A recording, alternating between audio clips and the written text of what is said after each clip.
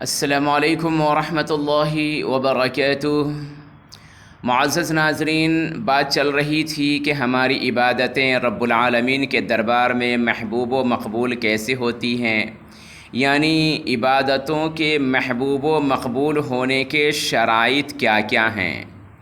تو اس کی سب سے پہلی شرط ہے اللہ رب العالمین کے ایک ہونے کو اپنی زبان سے اقرار کرنا اور دل سے تصدیق کرنا۔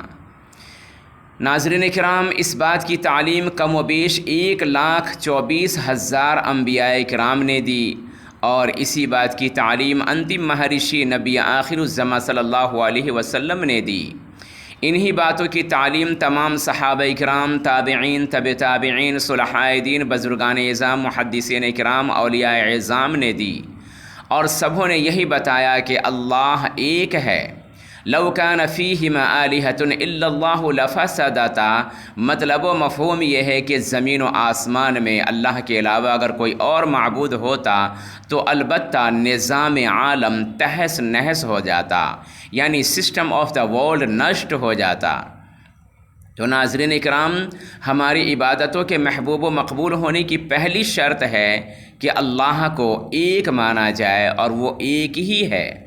کیا ہی خوبصورت بات کہی ہے حضرت مولانا عبد القادر جیلانی رحمۃ اللہ علیہ پیران پیر نے اپنے بچوں کو نصیحت کی اور فرمایا کہ یا بنیا لا فاعل فی الحقیقت ولا مؤثر الا اللہ، کہ اے میرے بیٹے، سسٹم آف دا ورلڈ میں جو یہ سسٹم ورک کر رہا ہے، یہ نظام عالم جو چل رہا ہے، اور اس عالم میں جو بھی چیزیں ورک کر رہی ہیں تمہارے لیے، یا جو چیزیں بھی نفع اور نقصان پہنچا رہی ہے، اس کے پیچھے رب العالمین کا حکم شامل ہے۔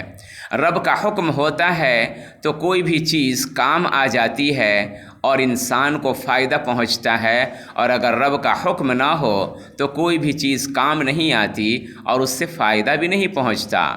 تو سب سے پہلی شرط ہے کہ اللہ کو ایک ہی تسلیم کیا جائے کہ وہ ایک ہی ہے۔ دوسری جو بڑی شرط ہے وہ یہ ہے کہ ہماری عبادتوں میں دکھاوا نہیں ہونا چاہیے۔ سر سجدے میں ہے تو دل میں بھی خدا ہی ہونا چاہیے، وہ ایک اللہ ہی ہونا چاہیے۔ اگر ہم کوئی سی بھی عبادت لوگوں کو خوش کرنے کے لیے یا لوگوں کو دکھانے کے لیے اگر ہم عبادت کرتے ہیں تو اس کو شرک خفی کہا جاتا ہے، یعنی چھپا ہوا شرک۔ اور ایسی عبادتیں جو دوسروں کو، اللہ کے غیروں کو خوش کرنے کے لیے عبادت کی جائے، وہ عبادت کینسل کر دی جاتی ہے، مردود قرار دے دی جاتی ہے، اور عابد کے، عبادت کرنے والے کے منہ پہ مار دی جاتی ہے۔ تو یاد رکھیں ناظرین کرام کہ ہماری جو بھی چھوٹی بڑی عبادتیں ہیں، ان عبادتوں کے محبوب و مقبول ہونے کی پہلی شرط ہے اللہ رب العالمین کو ایک ماننا، اور اپنا سب کچھ اسی کو ماننا، کہ ہماری خوشی کا، ہمارے غم کا، ہماری امیری کا، ہماری فقیری کا، ہماری شہنشاہیت کا، ہماری بادشاہت کا، ہماری تنگ دستی کا اور ہماری مالداری کا مالک صرف اور صرف ایک اللہ رب العالمین ہیں۔ یہ سب کچھ اسی کے حکم سے ہو رہا ہے۔